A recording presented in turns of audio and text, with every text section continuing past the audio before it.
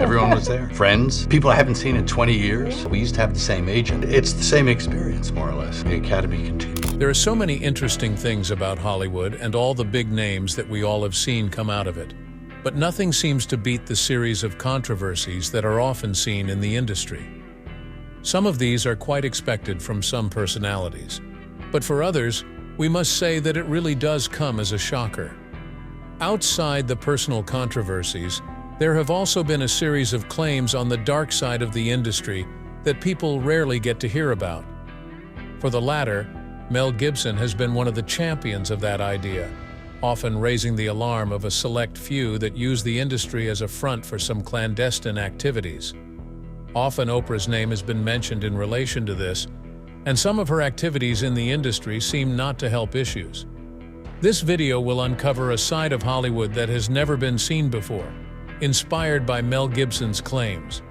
It's going to be quite a ride, so buckle up. Mel Gibson is one of the biggest personas in Hollywood today, with his dual career of being an actor and a filmmaker. He was born on the 3rd of January 1956 in Peekskill, New York, and shifted along with his family to Australia when he was 12 years old. The relocation to Australia played a great part in shaping his career, as he later on became a graduate of the prestigious National Institute of Dramatic Art, popularly known as NIDA, in Sydney. Gibson's road to fame seemed to be clear from the onset, with remarkable performances, critical acclaim, and pioneering directorial works. Controversies have, however, always known Gibson in his career, and have tested both his public image and personal resilience. It is through these that Gibson has ironically managed to re-establish himself as a creative force and champion of meaningful causes in the entertainment industry. With the title role of Max Rokitansky in the dystopian action film Mad Max from 1979, Gibson became an international star and went on to win widespread recognition as a charismatic leading man. This paved the way for an important career in both Australian and American cinema. He next proved to be a versatile actor when he acted in Gallipoli, a historical war drama, in the year 1981. In the mid-1980s, Gibson made the leap to Hollywood and continued his streak of successful films with Lethal Weapon, which was released in 1987, in which he starred as Martin Riggs, a suicidal but charming police officer. The box office success led to 3 more sequels, cementing Gibson as a bankable action hero. During this time, he also revealed his serious side in dramas such as Hamlet in 1990, earning critical acclaim for his performance as the Danish prince. Equally as talented behind the camera as he is in front of it, Gibson proved himself as a filmmaker. His directorial debut came with The Man Without a Face, which was released in 1993, a touching story about acceptance and redemption. However, he became well reorganized as a director with the release of Braveheart in 1995, where he proved to be a force behind the camera. The historical epic, in which Gibson also starred as a Scottish warrior, William Wallace, won 5 Academy Awards, including Best Picture and Best Director. Gibson continued to push the boundaries as a director with his work in The Passion of the Christ in 2004. This extremely personal project graphically expressed the final hours of Jesus Christ's life with an emotional and visual intensity. While successful commercially, with over $600 million in worldwide box office performance, it became highly controversial due in part to accusations of anti-Semitism and for the graphic violence within the film. Despite all these successes, Mel Gibson also had some very challenging moments along the line, some of which threatened his career and his public image in general. Gibson's career began to spiral downward in the mid-2000s due to various personal and professional controversies. To begin with, Gibson had gotten arrested in Malibu for DUI in 2006. As he was being taken into custody, Gibson launched into anti-Semitic remarks that widely instigated the public against him. It seriously wounded his reputation and led to his exile from mainstream Hollywood for several years. It didn't end there. Things took a turn for the worse when audio recordings of Gibson using racist and misogynistic slurs in arguments with his then-partner, Oksana Grigorieva, surfaced in 2010. The recordings alienated him from people and the industry, further adding to the downward spiral of his reputation in the industry.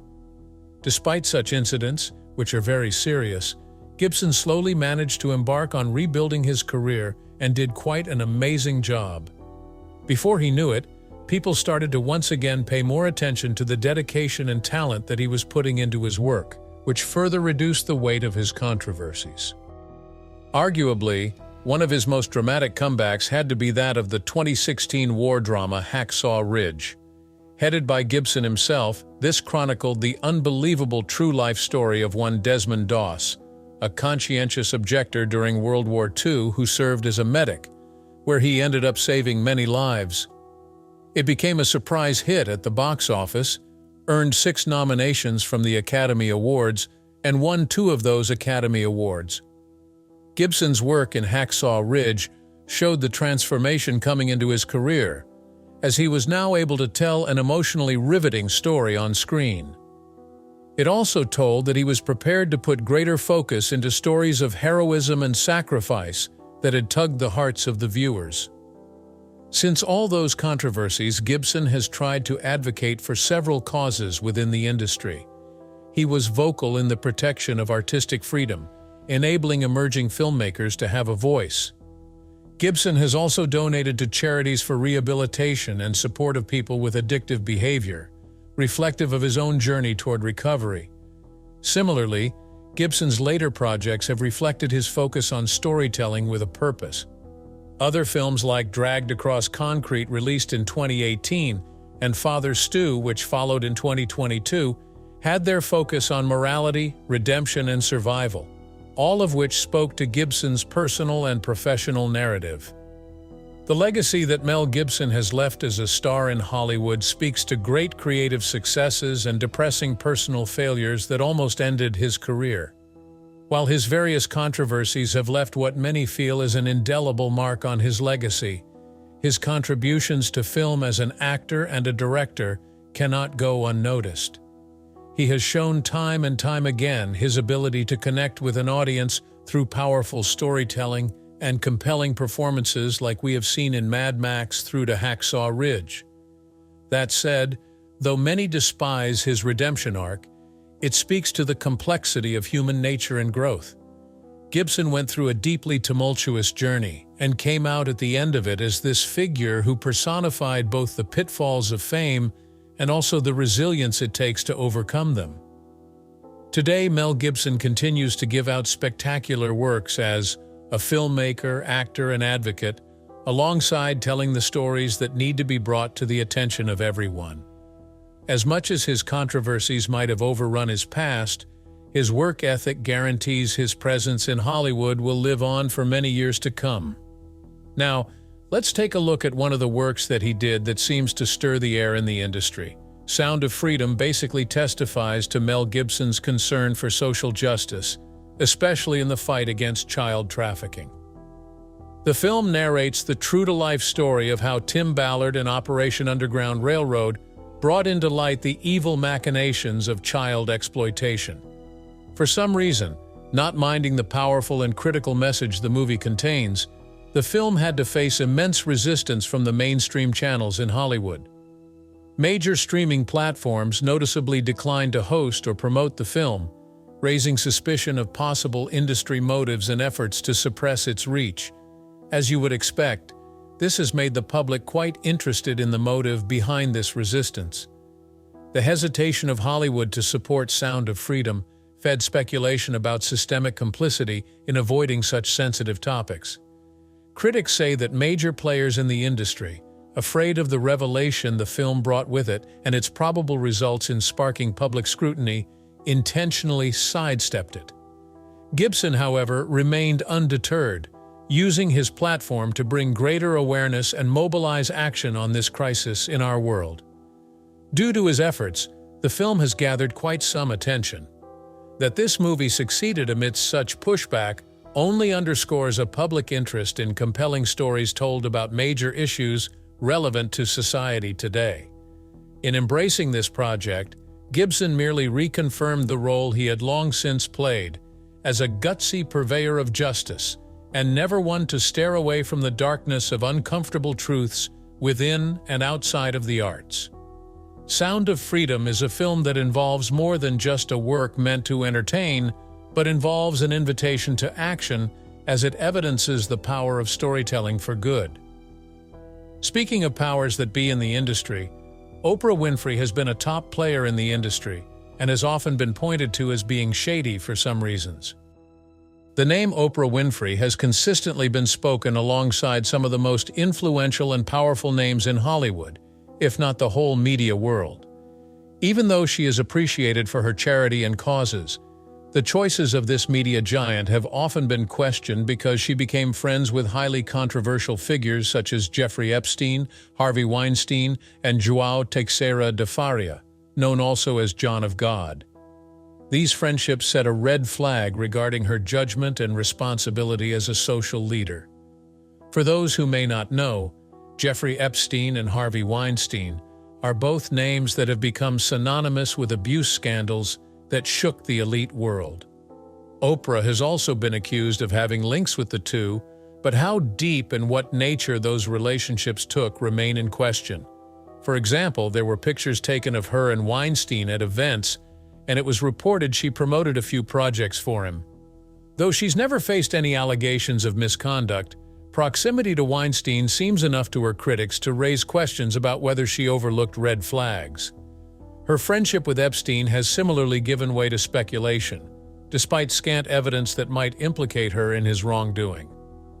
However, one of the most pronounced controversies that surround her is in her promotion of João Teixeira de Faria, the Brazilian spiritual healer, better known as a con artist, and popularly known to the world as John of God. She brought out his supposed healing powers on an episode of The Oprah Winfrey Show back in 2010 and presented him as some sort of miracle worker. All this increased his international publicity, and he started getting thousands of clients. But after some time, Faria was convicted of sexually abusing hundreds of women and was also implicated in a baby trafficking ring.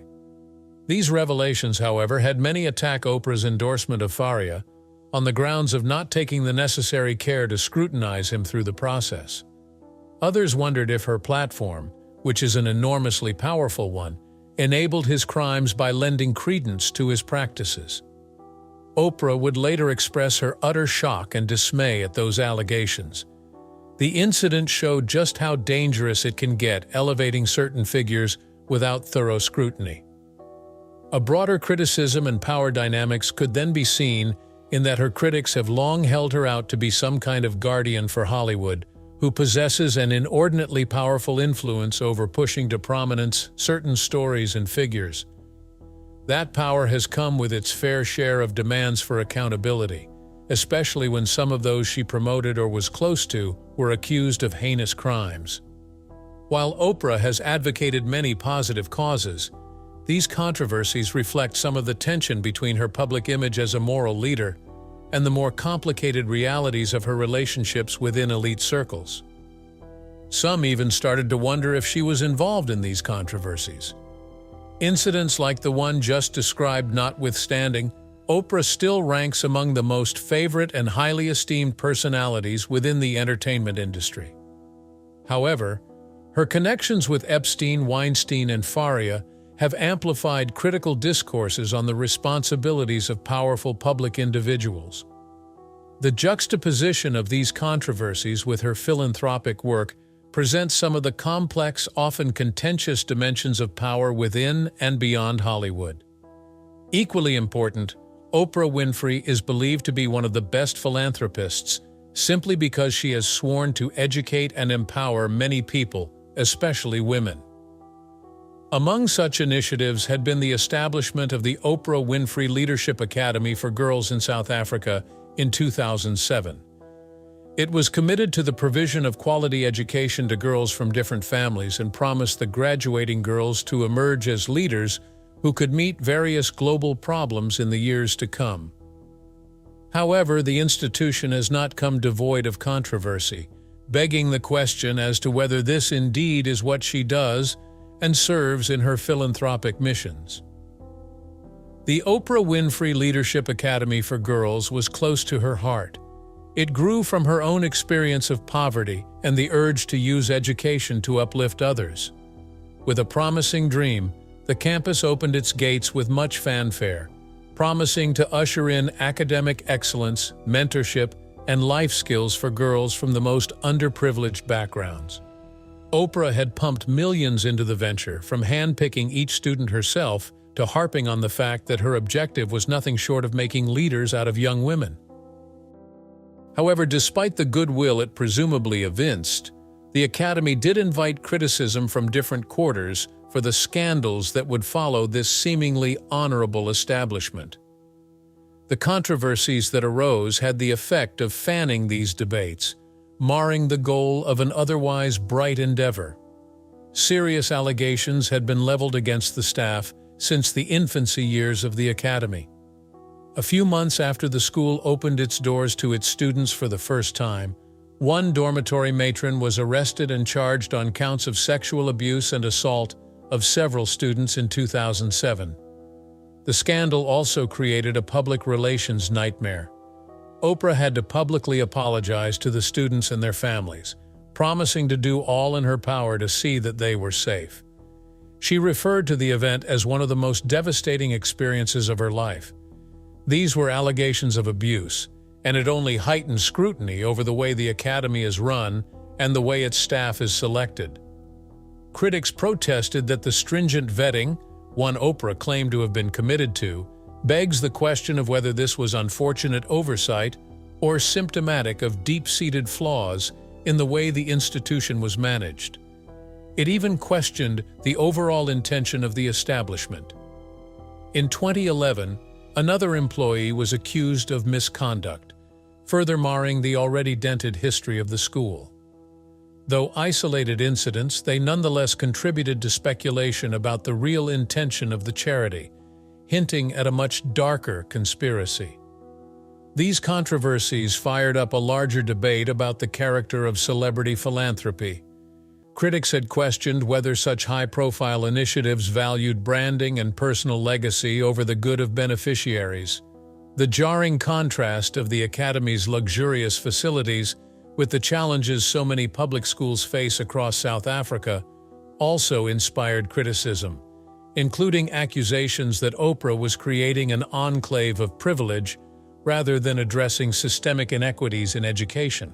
Others have gone further to suggest that in their claims for moral leadership, such missions obscure motives. In this respect, charges against the employees of the Academy fostered speculations that the agenda of the institution itself was less than altruistic, but rather representative of a complex agenda of power and influence. While no one has been able to show that anything less than honesty was behind Oprah's intentions with the Academy, these controversies about the staff and management of the school do raise some questions concerning the larger implications of her philanthropic work. This has bred an atmosphere of suspicion about the motives driving such missions, especially when people look at the questionable links that Oprah has had in the industry. This feeling hasn't been directed towards Oprah alone, as this perceived hypocrisy has surfaced regarding other high-profile philanthropists, where critics flag projects that are unclear in their transparency and accountability as probably scamming the people or causing some sort of harm that is not intended.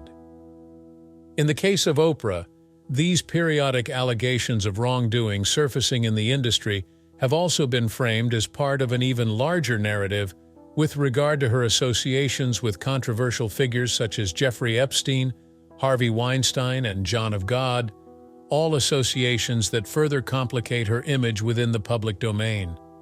Notwithstanding these setbacks, Oprah has not turned her back on the Academy as one of her finest efforts and subsequently instituted added supervision to make sure that the students are safe and secure. Indeed, a portion of the students have become very successful in their lives, be it professional or personal. The school still stands today, and is considered one of the benchmark indicators of Oprah's commitment to ensuring that young women are empowered through opportunities to pursue their education. These controversies just serve to show how complex celebrity philanthropy can get. They also underline how thin the line separating sincerity from self-serving motives is. Although one may raise a few questions about Oprah's contribution to education and empowerment, incidents surfacing at her academy have indeed served as cautionary warnings for any philanthropic undertaking in matters of transparency, accountability, and vigilance.